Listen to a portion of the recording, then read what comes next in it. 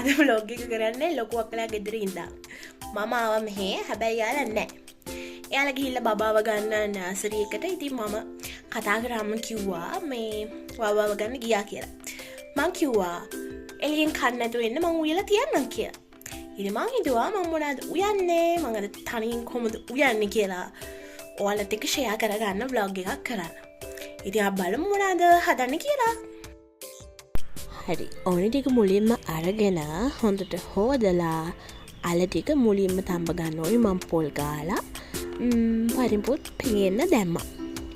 දැන් මේ ටික හොඳට හොදලා අල කපාගෙන තඹමු. හරි අල ටික තඹ ගන්න යන්නේ.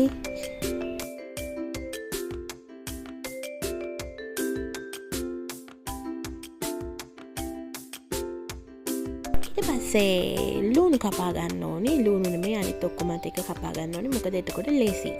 එක එළවලුවක් වෙලා නැත්නම් අනිත් එකට ඕනි දේවල් ආය කපන්න බෑ. ඒ නිසා හැමදේම එකපාර කපා ගන්න එක ගොඩක් ලේසි.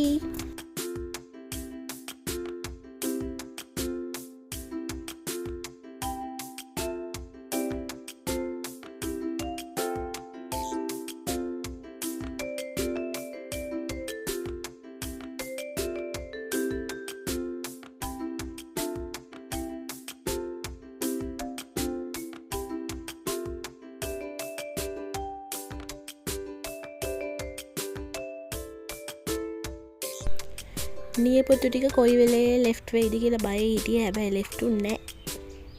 වාසනාව බ්‍රෝ.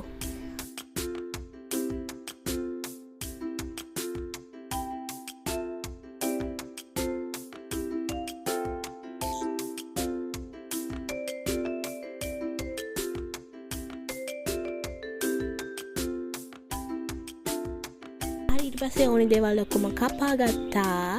දැන් මුලින්ම හදන්න යන්නේ පරිප්පු එක.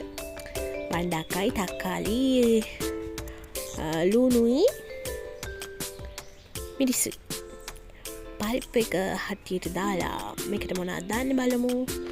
ලුණු කපා ගත්තේ ඒවා ටිකක්, මිරිස්, සුදුරුන් චුට්ටක්.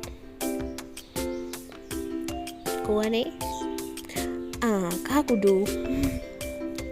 ඊට පස්සේ තුන පහ චුට්ටක්. මොකද මේ පරිප්පු කිරි දාන්න යන්නේ. ඊට පස්සේ ලුණු චුට්ටක්.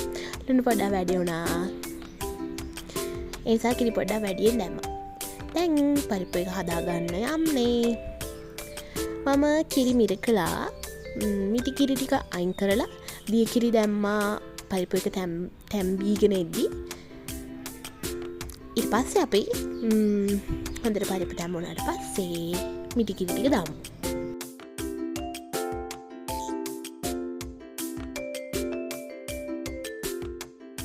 දැන් හදන්න යන්නේ අල එක. තෙල් කර වෙනකන් ඉඳලා ලුණු ටික ඉස්සෙල්ලාම දාලා බැදගත්තා. මොකද ලුණු බැදුනම කන්න පුළුවන්. නැත්නම් ලුණු අමුයෙන් කන්න අමාරුයිනේ. ඒ නිසා ලුණු ටික හොඳට මොකක්ද අර කියන්නේ? අර හැම මේ channel එකකම කට්ටිය කියන්නේ රන්වන් පැහැවෙන තුණු බැදගන්න. ඒ අතරේ පරිප්පු එක හොඳට තැම්බිලා තිබ්බා. ඒ නිසා මිටි කිරිත් දැම්මා. රන්වන් පැහැද දන්නෙත් නෑ මොන පැහැද දන්නේ ආවා. ඉතින් ඊට පස්සේ ඒකට කැරමිටිස් දාලා අපි අක්කලා ගෙදර පුදුම විදිහට උඹලකට කනවා. ඒ නිසා උඹලකට ටික වැඩියෙන් දාලා මේකට දැම්මා ලුණු කුඩු චුට්ටක්. මොකද පරිප්පු එකට ලුණු ටික වැඩි වුණානේ. ඒ නිසා මේකට දැම්ම ලුණු කුඩු චුට්ටක්. තක්කාලි ස්වල්පයක්. අපේ අම්මා වෙන්න යන්නේ. මිරිස් කෑලි නෙමෙයි කපපු මිරිස්. ඊට පස්සේ ගම් මිරිස් කුඩු චුට්ටක් දාලා දැන් හදාගන්න යන්නේ. ඊට පස්සේ තම්බලා සුද්ධ කරගත්ත අල ටික තියෙනවා. ඒ ටිකක් දාලා දැන් මේක කවලම් කරලා තැම්බෙන්න තියෙනවා. ඔන්න ඔම තමයි කවලම් කරාට පස්සේ ආවේ.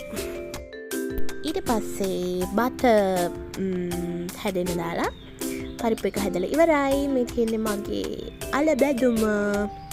දැන් තියෙන්නේ කණ්ඩ නෙවෙයි, තව එකක් තියෙනවා හදන්න. මේක ඔයාලා හදලා තියෙනවද දන්නේ නැහැ ගෙවල් වල. හැබැයි හදලා නැත්තම් හදලා බලන්න එක පුදුම රහක්. මොකද ගොඩක් අය බණ්ඩක්ක උයලා කන්න ආස නැහැනේ. ඉතින් මේ වගේ හැදුවත් ඔයාලා හැමදාම උණක් කයි. මේක හොඳට බැදෙනකන් ඉඳලා අපි කැරට් සම්බාල ඒ වගේ දේවල් හදන විදිහ තියෙනවනේ. ඒ විදිහට ලුණු තක්කාලි මිරිස් ඔන්න උඹලකඩ දාලා සම්බලයක් වගේ අනාගන්න තියෙන. එහෙනම් අපි කමු. මන් නෙවෙයි යක්කලානේ ඉතින් කන්නේ. ඉතින් ඔයාලත් ගෙදර නිකන් ඉන්න වෙලාවට හැමදාම අම්මට උයන්න නොදී ඔයාලා try එකක් දීලා බලන්න. Thank you for watching.